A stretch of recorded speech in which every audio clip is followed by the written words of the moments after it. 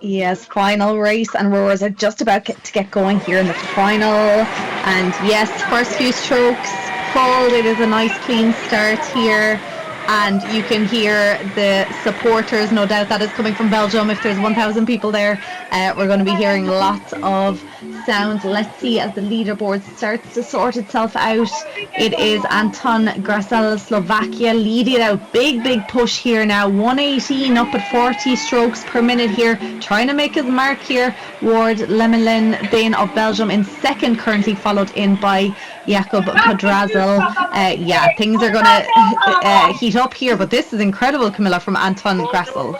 Yeah, a huge first sprint here from Grassel. I suspect we won't see him hold these 120s for very long, because that is underneath the split that we would need to see for a 5:39 finish time. And we know that there's only very few people in the world that are capable of that. A handful, you can count them on two hands, people that have gone sub 5:40. Ward Lemelin being one of them, and in the only time that it's ever been done at the World Rowing Indoor Championships, he was beaten by the Olympic champion Ollie Zeidler to the post, to the gold medal. So can he do it now here? He's 13 metres back. He sat at a 125 in this first 500 metres. Conservative, not enough to be under that magical 5:40 time, but look, you can see him closing in now as the split times for me just flittering to sort of 124. He's up at 36 strokes a minute. Grassel's taken his foot right off the pedal now. We'll see him fall down the leaderboard as he moves down to 139s, 140s. He's proved his point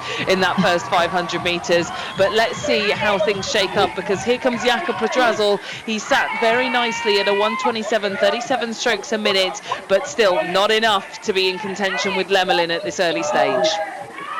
Yeah, interesting to see the different approaches there. Anton Grassel just moving down. I think he should, he was really good there in the first 500, so maybe it's the 500 metre race he needs to target next year, but he was really making his mark there. Up at 36, 37 strokes per minute, all the leaders there up around that kind of stroke rate. Ward, Lemelin there, still powering it out, leading it out, sticking at 125. That's seems to be his target pace here in this middle part of this race. They're going to be starting to approach that halfway mark now shortly, and that's always, that's mentally, it can give people that kick they need. They know they're at the halfway mark. When I'm rowing myself on the erg, I like to think that obviously in coastal rowing we do a little turn, so I like to think that I've done my turn and I'm on my way back home, so that always gives me that little bit of a push. So you can see him actually, Ward now upping his rate. He's up at 40. He took it up there for a few strokes. I think he knew he needed to stay there if he wanted to keep that split down, so we saw him go up to 40, coming back down now to 37, 38. Yeah, he was doing really well actually. A 125 is where he kind of needed to be. We need an average of 124.7 to get into that sort of magical 5:39 territory. So he was doing really well in the first 1,000 metres. That's just drifted slightly. He's now at a 126. He's still well clear of Jakob Podrazel, who managed to produce a 5:40 in yesterday's Open Continental Heats. No danger, it seems, at the moment of that yet. And yes, he's got a huge finish, the athlete from Czechia. You can see him there. He's one down on the left-hand side of your picture, rowing alongside his fellow Czech teammate Jan Sizek. But look, it's the sports arena in Belgium where the noise needs to lift if we're going to see any times go under 5:40. Jakob Podrazel there, silver medalist at the moment, but his time's still going down in the wrong direction. He's at a 129, and he needs to be getting faster into this final 600 metres to try and keep pace with Lemelin. It's Joel Nakarinen in a bronze medal position here for Finland, Neve, and we see so much of him through the indoors, through the beach sprints, through the flat water, and of course here on the indoor championships as well.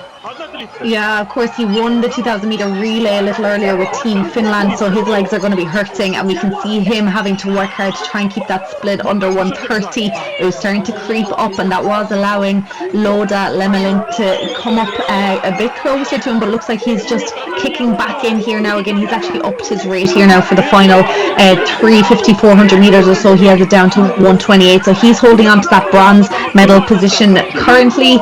Ward up at 40 now. He has it down to 124. He's coming in towards the finish line, Camilla.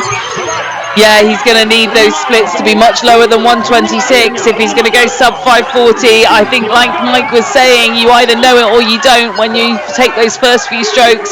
And I'm not sure this is going to be his time. He will certainly still snatch back that crown as the World Rowing Indoor Champion. But with what time, I do not think it's going to be his best. He's up now at 127s.